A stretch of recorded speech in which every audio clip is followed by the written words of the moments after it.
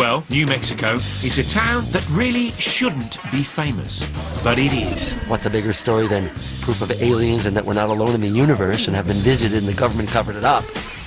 Most of us know it as that nutty place where, they say, a UFO crashed. Beings have come here from elsewhere.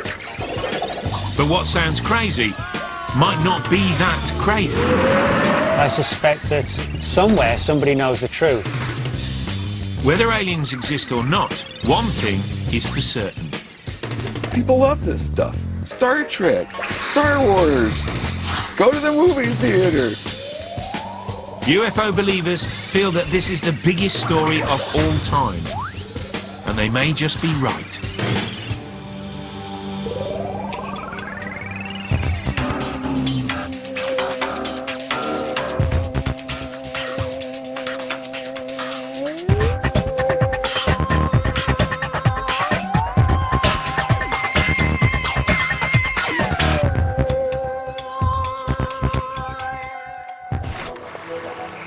In July 1947, Roswell was a small, sleepy town surrounded by ranches and desert. It was also home to the 509th Bomb Squadron, which was the most elite military group in the world. They had just dropped 2 bombs on Japan and tested a couple more in the Pacific. America had won the war, and just when it seemed like life was getting back to normal, a strange thing happened. Something large and silver hurtled out of the sky and plowed into the desert with a bang.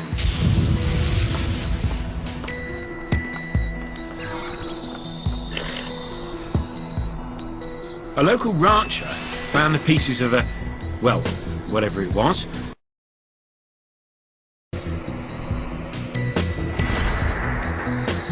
The government took immediate interest, and for the first and only time in US history, issued a press release stating the crash of a flying disc. Naturally, news this big made headlines across the country.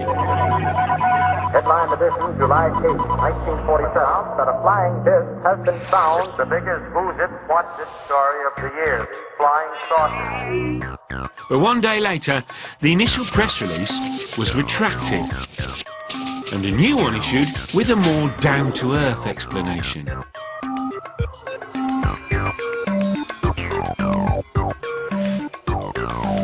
And those 2 press releases are where the story gets so much of its juice.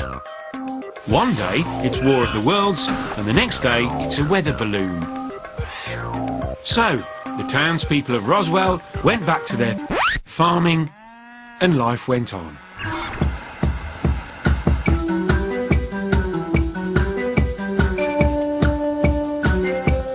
But of course, that was not the end of the story, and some people could not leave it alone. We would never have heard of Roswell, nor would it have appeared on our TV screens for that matter, if it wasn't for the chance meeting in 1978 of 2 men, Jesse Marcel, a retired military officer, and Stanton Friedman.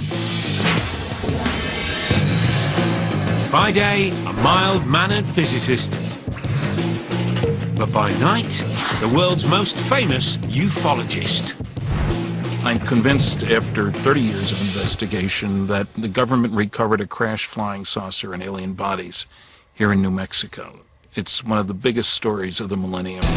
Hold on, that's quite a statement. We're going to need a little more information. Let's just back up for a second. In 1947, Jesse Marcel was the intelligence officer at the Roswell Air Base. News of the flying disc hit town, it was Marcel's job to investigate. Before he died, he told Friedman his story. The seed was planted, and the Roswell conspiracy was born. I first talked to Jesse in '78. This is before any books were out. It was before there was a big public noise of any kind. The people in ufology didn't know about Roswell. It was de nouveau. I mean, it was there, but nobody knew about it. I found one piece of metal, what looked like metal anyway. It was not flexible, but it was as thin as a foil in a pack of cigarettes.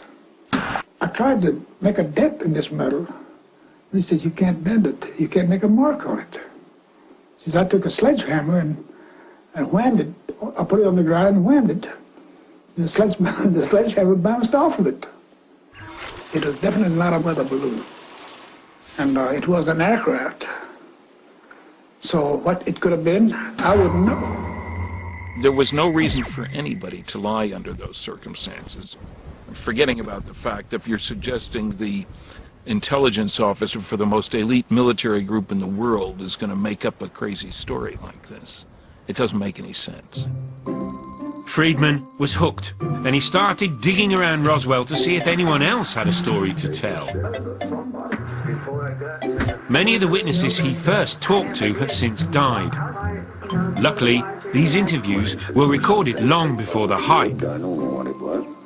It was something like balsa wood, but it wouldn't burn, and I couldn't cut it with my knife. There's a little piece of material, and you could crumple it up, let it out, and it would come out flat. And you could not crease it. So, Roswell was turning out to be rather interesting.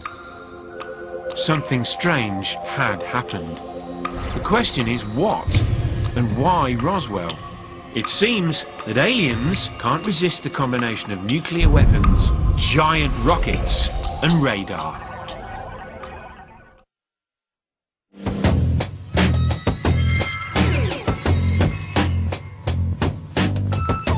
Something strange happened in Roswell, that much we do know.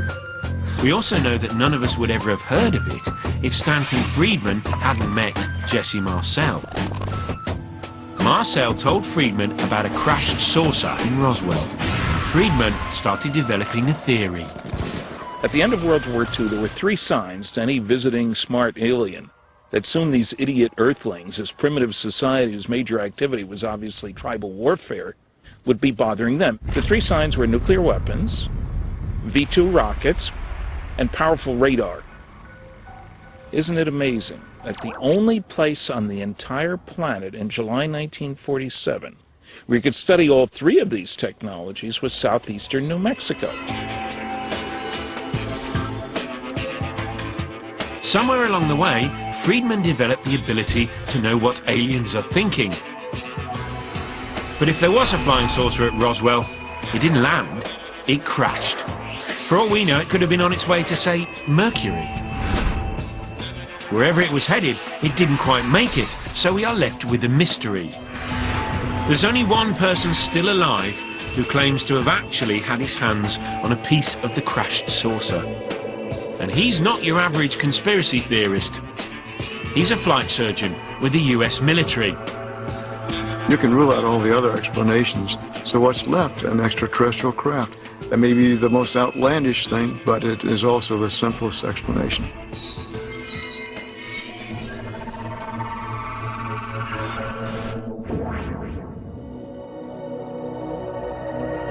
Luckily for us, before returning to Hangar 84 with pieces of the crashed disc, Jesse Marcel stopped at home to show his wife and his son, Jesse Marcel Jr. That July night in Roswell, one I'll never forget because of the uniqueness of it, marked a dividing point in my life before the event and after the event. I was sound asleep. It was, 1 or 2 o'clock in the morning. And my dad came into the bedroom and he woke me up and says, "Come here, Jesse, I got something I want you to see." He was very excited, and my dad wasn't given to excitement, so this is kind of unusual for him. So I knew that, well, whatever it was must be pretty important. He went over, called my mother, and got her up.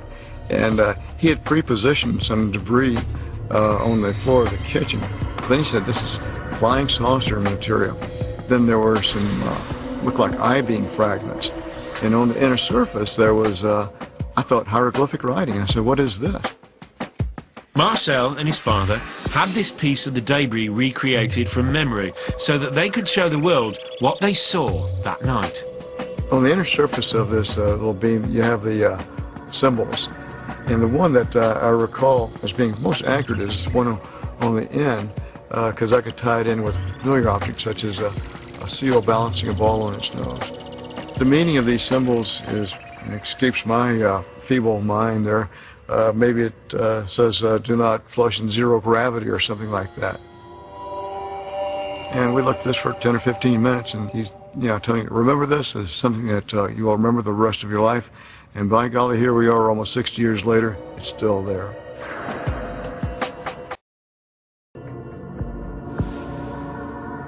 Like his father, Jesse Jr. joined the military. He's been serving as a flight surgeon for 40 years. With only 2 weeks leave this year, he has chosen to come to Roswell and retrace his father's steps.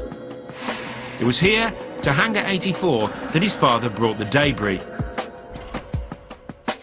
And the way Jesse tells it, that debris was quickly switched by the military to throw reporters off the scent. I have seen photographs of my father kneeling with some debris in General Ramey's office floor. General DuBose is there too. And looking at the material on the floor of his office, I thought, hey, wait, that's not what we saw in Roswell on our kitchen floor. My dad did say that there might have been some original debris in there, but he said for the most part they switched it. There's no doubt in your mind, I gather, that the balloon story was a cover story. Absolutely none. We knew that it was a cover story, but we used that in order to assuage the curiosity of the press. Let's assume for a moment that a UFO did crash in Roswell. Why would the government want to cover it up? It's 2 years after World War II. Global tensions are high and the Cold War is heating up. It might not have been the best time to admit you don't have control over your own skies. It would have been very surprising if they hadn't covered up. What are you going to say? Aliens are visiting? We don't know what they want, where they're from, or how they operate? We thought you'd like to know? Hold on a minute. The question now begging is, why did the government tell us it was a flying disc in the first place?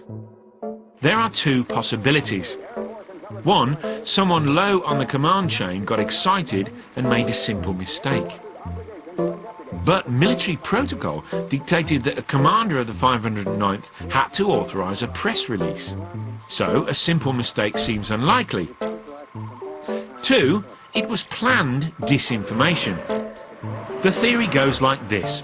Admit it's a UFO, then offer a more plausible explanation like a weather balloon. Chances are you're a lot more likely to believe it's a weather balloon than an interstellar spaceship. Of course, it's not as easy to do as it sounds. In the first place, there were people in town who did know something. The second place, putting out a press story that could later be yanked was a wonderful way to do things. People bought